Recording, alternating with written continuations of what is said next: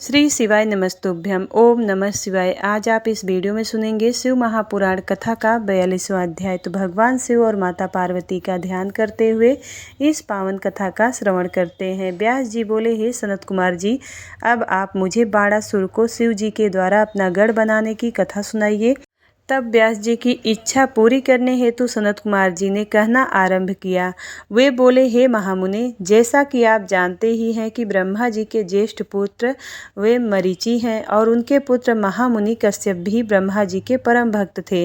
उन कश्यप मुनि की 13 सुंदर और सुशील कन्याएं हुई, जिसमें सबसे बड़ी का नाम दीति था। दीति के ही बड़े पुत्र का नाम हिरण्यकशिपु और छोटे पुत्र का नाम हिरण्याक्ष था। दीति के दोनों ही पुत्र महाबलशाली और वीर पराक्रमी थे। हिरण्यकशिपु को विवाह के उपरांत व्याहाद, अनुव्याहाद, सव्याहाद और प्रहलाद नाम का 4 पुत्र प्राप्त हुए थे। उसमें से सबसे छोटा प्रहलाद भगवान विष्णु का परम भक्त था, जिसको कोई भी दैत्य पराजित नहीं कर सकता था। उसी का पुत्र विरोचना बहुत बड़ा दानी था। उसने देवराज इंद्र को दान में अपना सिर काट कर दे दिया था। उसका पुत्र बलि भी महान दानी और भगवान शिव का परम भक्त था। बलि ने वामन रूप धारण करके आए भगवान विष्णु को अपनी सारी भूमि दान में दे दी थी। बलि का पुत्र औरस भी भगवान शिव का परम भक्त था। वह उदार, बुद्धिमान, सत्यनिष्ठ और दानी था। उस असुर ने अनेकों राज्यों को जीतकर अपने साम्राज्य का विस्तार किया था। यही नहीं, उसने त्रिलोक के अधिपतियों पर भी बलपूर्वक अपना अधिकार स्थापित कर लिया था। उसने अपनी राजधानी सोडितपुर में बनाई थी और वही औरस, जो भी महाराज बलि का पुत्र था, बाड़ासुर नाम से विख्यात हुआ था। उसके राज्य में सारी प्रजा खुश थी, परंतु देवताओं का वह घोर शत्रु था। एक बार बाड़ासुर अपनी हजारों भुजाओं से ताली बजाकर और तांडव नृत्य करके भगवान शिव को प्रसन्न करने की कोशिश करने लगा। भगवान शिव उसके नृत्य से प्रसन्न हो गए और उसके सामने प्रकट हो गए। उसे साक्षात अपने सामने पाकर बाड़ासुर प्रसन्नतापूर्वक महादेव को प्रणाम कर बोला कि हे देवाधिदेव, हे करुणानिधान भक्तवत्सल शिव, आप मेरे राज्य के रक्षक हो जाइए। आप सदा अपने परिवार एवं गणों सहित मेरे नगर के अध्यक्ष बनकर प्रसन्नतापूर्वक यहाँ निवास करें। तब बाड़ासुर द्वारा मांगे गए वरदान को देते हुए परम ऐश्वर्य संपन्न भक्तवत्सल भगवान शिव ने अपने परिवार एवं गणों सहित बाड़ासुर के नगर में आना स्वीकार किया। तत्पश्चात भगवान शिव वहां निवास करने लगे। जब बाड़ासुर ने यह जाना तो वह तांडव नृत्य द्वारा उन्हें प्रसन्न करने लगा। तत्पश्चात उनकी स्तुति करने लगा और बोला कि हे देवाधिदेव महादेव, आप सब देवताओं में शिरोमणि, आपकी कृपा दृष्टि पाकर मैं बलि हुआ हूँ। आपने जो मुझे 1000 भुजाएं प्रदान की है, भगवान आप धन्य हैं। आप सदा ही अपने भक्तों पर कृपा दृष्टि रखते हैं और उनके दुखों को दूर करते हैं। सनत कुमार जी बोले कि महामुने, एक समय दैत्यराज बाड़ासुर ने त्रिलोकीनाथ भगवान शिव को तांडव नृत्य द्वारा प्रसन्न किया। उसकी भक्ति भावना से भगवान शिव जी बहुत संतुष्ट हुए थे। तब उसने हाथ जोड़कर शिव जी की स्तुति करनी आरंभ कर दी। वह बोला, हे महेश्वर, आपके आशीर्वाद से ही मैं इतना बलवान हुआ हूँ। आपने मुझे 1000 भुजाएं दी हैं, परंतु भगवान, मैं इनका क्या करूँ? इन 1000 भुजाओं का प्रयोग तो सिर्फ मैं युद्ध में कर सकता हूँ। बिना युद्ध के इनका मैं क्या करूँ? युद्ध किए बिना मेरे हाथों में सिर्फ खुजली होती रहती है, और जब मैं अपनी इस खुजली को मिटाने के लिए बड़े बड़े योद्धाओं और दिग्गजों से युद्ध करने के लिए उनके पास जाता हूँ तो वो डर के मारे भाग जाते हैं। जब मैंने पर्वतों को मसलकर अपनी खुजली को शांत करना चाहा तो उन्होंने आत्मसमर्पण कर दिया। मैंने यम, कुबेर, देवराजेंद्र, वरुण, नैतृति आदि सभी देवताओं को जीत लिया है। अतः भगवान, अब मुझे कोई ऐसा महावीर, बलि और पराक्रमी शत्रु बताइए जिससे युद्ध करके मेरी इन 1000 भुजाओं की खुजली शांत हो जाए। दैत्यराज बाड़ासुर के ऐसे अहंकार भरे वचनों को सुनकर भगवान शिव अत्यंत क्रोधित हुए और बोले कि ओ अहंकारी दैत्य, तू बड़ा ही मूर्ख और अभिमानी है। तू धिक्कार है, तुझे धिक्कार है। मेरे परम भक्त और महादानी बलि का पुत्र होकर भी तुमने इतना अहंकार व्याप्त है। अहंकार और अभिमान मनुष्य का सबसे बड़ा शत्रु है और उसे सदा ही पतन की ओर ले जाता है। तुझे भी अब अहंकार और अभिमान ने घेर लिया है, इसलिए अब तेरा भी पतन होगा। अब यह पतन निश्चित है और अब तुझे कोई भी नहीं बचा सकता। निश्चय ही तेरा सामना अति शीघ्र ही ऐसे वीर और पराक्रमी से होगा जो तेरी इन गर्वीली भुजाओं को मदार की लकड़ी की तरह पल भर में काट कर फेंक देगा। तेरे शास्त्रागार में वायु का भयानक उत्पात होगा और भगवान शिव के क्रोध भरे वचनों को सुनकर भी मंदाग्ध वाड़ासुर पर कोई असर नहीं पड़ा। कहते हैं ना कि जब विनाश का समय आता है तो बुद्धि विपरीत सोचना शुरू कर देती है। इसलिए वाड़ासुर को युद्ध के निकट आने का समाचार सुनकर अति प्रसन्नता हुई। उसने सुंदर सुगंधित पुष्पों से भगवान शिव की आराधना की और पुनः अपने महल में वापस आ गया। तत्पश्चात वाड़ासुर प्रसन्न मन से उस युद्ध की प्रतीक्षा करने लगा और मन में यही सोचने लगा कि भला मुझसे ज़्यादा वीर वारंगत योद्धा और कौन हो सकता है जो मेरे सामने टिक सके और मेरी बलशाली भुजाओं को लकड़ी के समान काटकर फेंक सके। बाड़ासुर अपनी इन्हीं बातों में उलझा रहा था। दूसरी ओर बाड़ासुर नामक दैत्य की एक अति सुंदर एवं गुणवान कन्या थी जिसका नाम उषा था। उषा भगवान श्री हरिविष्णु की परम भक्त थी।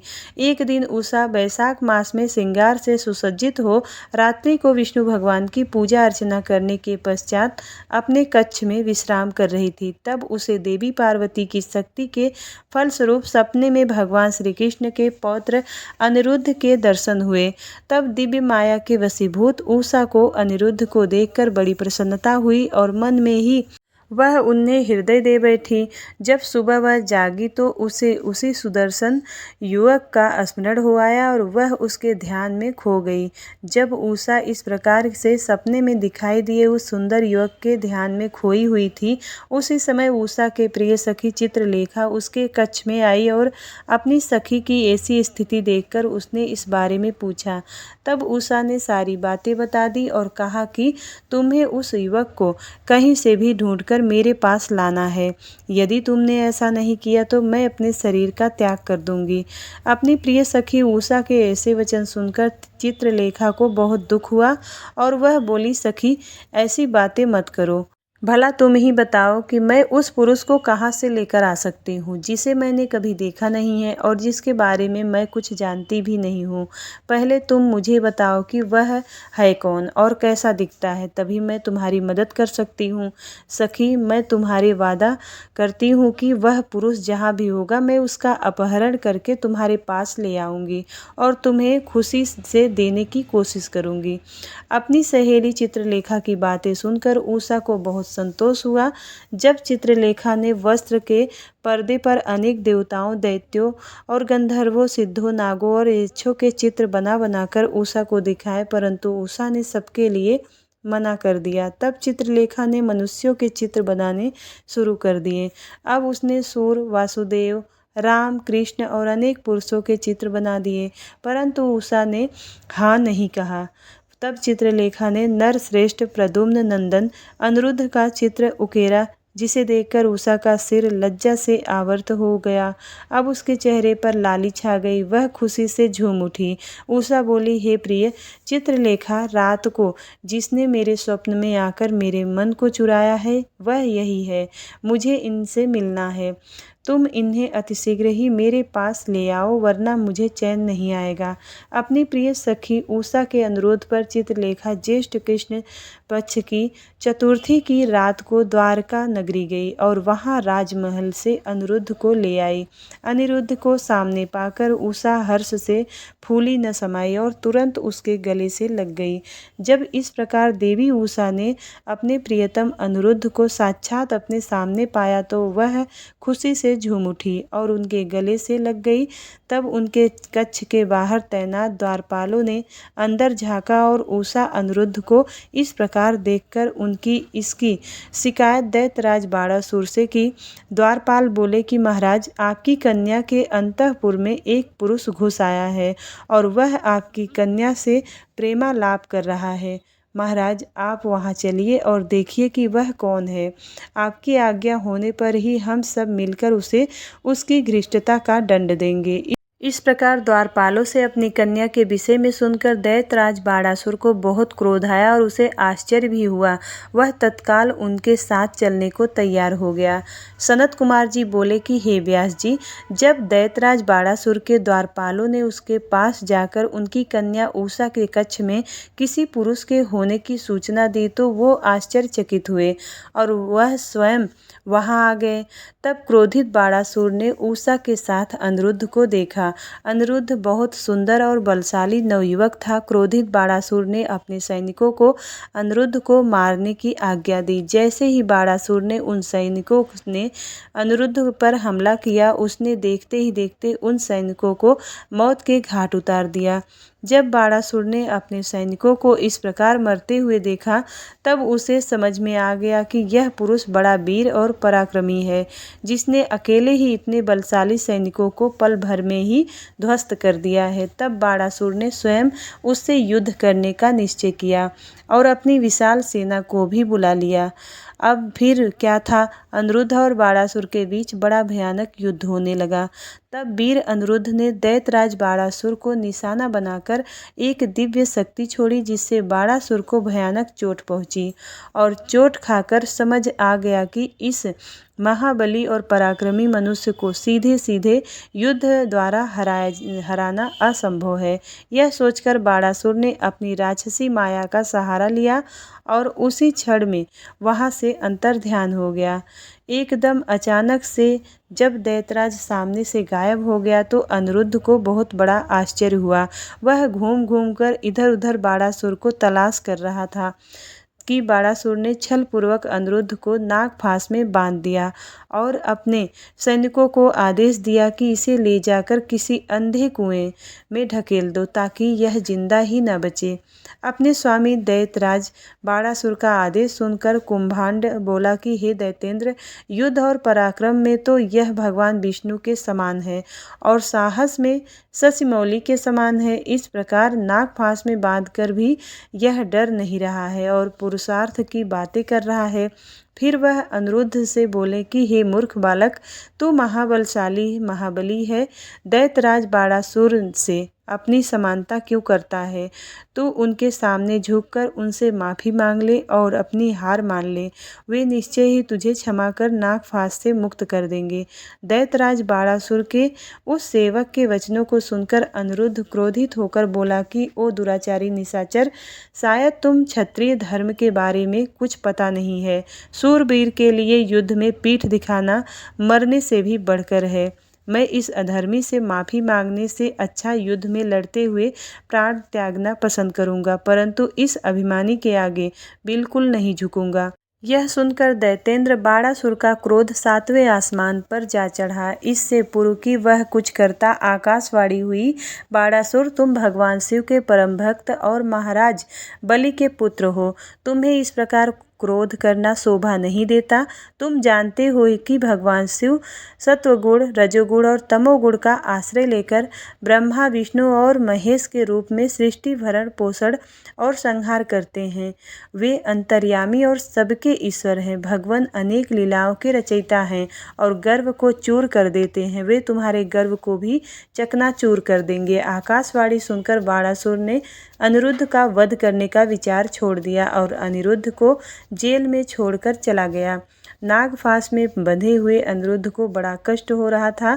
उसने दोनों हाथ जोड़कर कल्याण स्वरूपा माँ जगदम्बा देवी दुर्गा का स्मरण कर उनकी आराधना आरंभ कर दी। अनिरुद्ध बोला कि हे माता, आप अपने शरणागतों की रक्षा करने वाली तथा उन्हें यश प्रदान करने वाली हैं। देवी, मैं नागफांस में बंधा हूँ और नागों के जहर की ज्वाला मुझे जला रही है। हे माता, मेरी रक्षा कीजिए। अनिरुद्ध की इस प्रकार अनुरोध भरी विनम्र प्रार्थना प्रार्थना सुनकर देवी कालिका वहां प्रकट हो गई और उन्हें अपने जोरदार मुक्कों के प्रहारों से पल भर में ही उसे नागफास से मुक्त कर दिया तथा अंतर्ध्यान हो गई। नागफास से मुक्त होते ही अनिरुद्ध को अपनी प्रिया उषा की याद सताने लगी और वह पुनः देवी उषा के पास चला गया। उषा अनिरुद्ध को देखकर बहुत प्रसन्न हुई और उसे गले लगा ली। तब वे दोनों सुखपूर्वक विहार करने लगे। महर्षि व्यास जी बोले कि मुनिश्रेष्ठ सनत कुमार जी, जब कुष्मांड नामक दैत्य की पुत्री और उषा की सखी चित्रलेखा ने श्री कृष्ण की नगरी द्वारिका जाकर वहां से सोते हुए उनके पोते अनिरुद्ध का अपहरण कर लिया, तब श्री कृष्ण ने क्या किया, इसके आगे की कथा मुझे अवगत कराइए। महर्षि व्यास के इस तरह विनम्र आग्रह को सुनकर ब्रह्मापुत्र सनत कुमार जी बोले कि हे व्यास जी, जब चित्रलेखा रात्रि के समय सोते हुए कुमार अनिरुद्ध को उठाकर ले आई और वहां सुबह द्वारिका में जब अनिरुद्ध कक्ष में न दिखाई दिया तो उनकी तलाश आरंभ हो गई, परंतु वे जब द्वारिका में थे ही नहीं तो मिलते कहाँ से। जब अनिरुद्ध की माता आदि अन्य स्त्रियों को यह पता चला कि कुमार अनिरुद्ध अपने महल से गायब हैं तो वह रोना पीटना मचा दी। तब सब स्त्रियां रो रो कर श्री कृष्ण से अनिरुद्ध को ढूंढ कर ले आने की प्रार्थना कर रही थी। श्री कृष्ण भी बड़े परेशान थे कि आखिर अनिरुद्ध महल से गायब कहाँ हो गया। तभी वहां भगवान श्री कृष्ण के राजमहल में देवर्षि नारद का आगमन हुआ। नारद ने भगवान श्री कृष्ण को चिंतित देखा तो अपनी आदत के अनुसार सारी बातें उन्हें बता दी। सब कुछ जानकर भगवान श्री कृष्ण अपनी अछौड़ी ही सेना के साथ दैत्यराज बाणासुर की राजधानी शोणितपुर में चढ़ाई कर दी। प्रद्युम्न, युधान, साम, सारण, नंद, उपनंद, बलभद्र और कृष्ण के सभी अनुवर्ती इस युद्ध में उनके साथ थे। जब इस प्रकार भक्तवत्सल भगवान शिव ने अपने परम भक्त बाणासुर पर संकट को आते देखा तो स्वयं श्री कृष्ण से युद्ध करने के लिए आगे आ गए, क्योंकि शिवजी सदा ही अपने भक्तों के अधीन रहते हैं। तब भगवान शिव और भगवान श्री कृष्ण की सेना में बड़ा भयानक युद्ध आरंभ हो गया। दोनों सेनाएं एक दूसरे पर विविध दिव्यास्त्रों का प्रयोग कर रही थी। दोनों में कोई भी सेना हार मानने को तैयार नहीं थी। तब भगवान श्री कृष्ण स्वयं देवाधिदेव भगवान शिव के पास गए और हाथ जोड़कर उन्हें प्रणाम कर उनकी स्तुति करने लगे। श्री कृष्ण बोले कि हे देवाधिदेव, हे भक्तवत्सल, हे करुणानिधान भगवान शिव, आप सब प्रकार के गुणों से प्रकाशित हैं और अपने दुखों में डूबे हुए भक्तों को दुखों के सागर से उबारते हैं। भगवान, आज आप क्यों इस संसार की माया में लिप्त हो रहे हैं? प्रभु, यह तो आपके आदेश के अनुसार ही हो रहा है। पूर्व में आपने ही गर्व से भरे दैत्यराज बाणासुर को श्राप दिया था कि उसकी 1000 भुजाओं का नाश शीघ्र ही होगा। इस समय मैं तो आपके ही उसी श्राप को फलीभूत करने के लिए यहाँ आया हूँ, इसलिए आप अपनी आज्ञा प्रदान करें और श्राप को पूरा होने दें। श्री कृष्ण के इस प्रकार के वचन सुनकर देवाधिदेव भगवान शिव बोले कि तात, आप सही कह रहे हैं, परंतु आप तो जानते ही हैं कि मैं सदा अपने भक्तों के ही बस में रहता हूँ, इसलिए अपने भक्त बाणासुर की रक्षा करने के लिए मैं आपसे युद्ध करने को उद्यत हुआ हूँ। आपको भी अपना कार्य पूर्ण करना है और श्राप को भी पूरा करना है, इसलिए दैत्यराज बाणासुर से युद्ध करने से पहले आप मुझे जिंगराष्ट्र नामक शस्त्र द्वारा जिम्भ्रण कर दीजिए, फिर अपने कार्य को पूरा कीजिए। भगवान शिव की आज्ञा का पालन करते हुए भगवान श्री कृष्ण ने तुरंत जिम्भराष्ट्र नामक अस्त्र छोड़ा, जिसके फलस्वरूप भगवान शिव जिम्भत हो गए और मोहित होकर युद्ध को भूल गए। तब भगवान श्री कृष्ण खड्ग, गदा, रिष्टि और अस्त्रों और दैत्यराज बाणासुर की विशाल सेना का संहार करने लगे।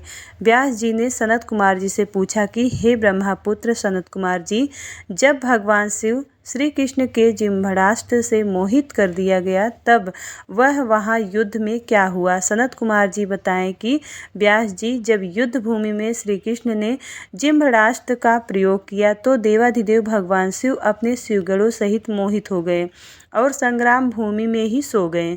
तब दैत्यराज बाणासुर अपने रथ पर बैठकर श्री कृष्ण से युद्ध करने के लिए आया। बाणासुर के रथ के घोड़ों की लगाम उसके सेनापति कुष्मांड के हाथों में ही थी। अनेकों प्रकार की आयुधों से सुसज्जित होकर बाणासुर भीषण युद्ध करने लगा। दोनों पक्षों में काफ़ी समय तक युद्ध चलता रहा। श्री कृष्ण जी ने भगवान शिव का स्मरण करके हाथों में सारंग धनुष उठा लिया और बाणासुर पर बाणों की वर्षा करने लगे, परंतु बाणासुर भी वीर और पराक्रमी था। वह उन बाणों को अपने पास आने से पहले ही काट डालता। बाणासुर की वीरता से सारी श्री कृष्ण की सेना भयभीत होने लगी। उनके दैत्य भी बड़ी बहादुरी से लड़ रहे थे। बाणासुर ने देखते ही देखते संपूर्ण यादव वंश को मूर्छित कर दिया। यह दृश्य श्री कृष्ण अत्यंत क्रोधित हो उठे। श्री कृष्ण ने गर्जन करते हुए अनेक प्रचंड बाणों को चलाकर उनके रथ और धनुष को तोड़ डाला। तब बाणासुर गदा लेकर श्री कृष्ण की ओर दौड़ा। फिर दोनों में गदा युद्ध होने लगा। बाणासुर ने श्री कृष्ण पर गदा का भीषण प्रहार किया, जिससे वे एक पल के लिए धरती पर गिर पड़े, परंतु अगले ही क्षण उठकर पूरे वेग के साथ दैतेंद्र से युद्ध करने लगे। उन दोनों के बीच इसी प्रकार भीषण युद्ध चलता रहा। तब एक दिन भगवान श्री कृष्ण बहुत क्रोधित हुए और उन्होंने मन में भगवान शिव का स्मरण करके हाथों में परम दिव्य सुदर्शन चक्र उठा लिया और दैत्यराज बाणासुर की भुजाएं लकड़ी की तरह काट डाली। अब बाणासुर की केवल 4 भुजा ही शेष थी। तब क्रोधित श्री कृष्ण ने सुदर्शन चक्र द्वारा ही बाणासुर का सिर काटना चाहा। उसी समय भगवान शिव मोह निद्रा से जाग गए और बोले कि हे देवकी नंदन, आप तो सदा ही मेरी आज्ञा का पालन करते हैं। मैंने आपको बाणासुर की भुजाओं को काटने की ही आज्ञा दी थी। यह मैंने अपने इस भक्त के गर्व को तोड़ने के लिए ही किया था। अपने भक्तों की सदा रक्षा करना मेरा धर्म है, इसलिए आप बाणासुर के वध की इच्छा त्याग दीजिए और अपनी शत्रुता को भूल जाइए। बाणासुर की पुत्री उषा और आपके पौत्र अनिरुद्ध एक दूसरे को होकर जीना चाहते हैं, इसलिए उन दोनों को विवाह के पवित्र बंधन में बांधकर आप अपने साथ द्वारका ले जाइए। यह कहकर भगवान शिव ने बाणासुर और श्री कृष्ण में मित्रता करा दी और स्वयं वहां से अंतर्ध्यान होकर शिवलोक को चले गए। तब बाणासुर श्री कृष्ण को आदर सहित अपने महल में ले गया और वहां उनका बहुत आदर सत्कार किया। तत्पश्चात शुभ मुहूर्त में अपनी पुत्री उषा और श्री कृष्ण के पौत्र अनिरुद्ध का विवाह संपन्न करा के उन्हें अनेक बहुमूल्य रत्नों और हीरो जवाहरातों के साथ विदा किया। श्री शिवाय नमस्तुभ्यम। शिव महापुराण कथा का 42वां अध्याय समाप्त। उम्मीद करती हूँ वीडियो आपको पसंद आई होगी। यदि वीडियो पसंद आए तो वीडियो को लाइक करिएगा। चैनल पर पहली बार आए हैं तो सब्सक्राइब जरूर करिएगा और कमेंट बॉक्स में हर हर महादेव जरूर लिखिएगा। तो मिलती हूँ अगली वीडियो में, तब तक के लिए हर हर महादेव।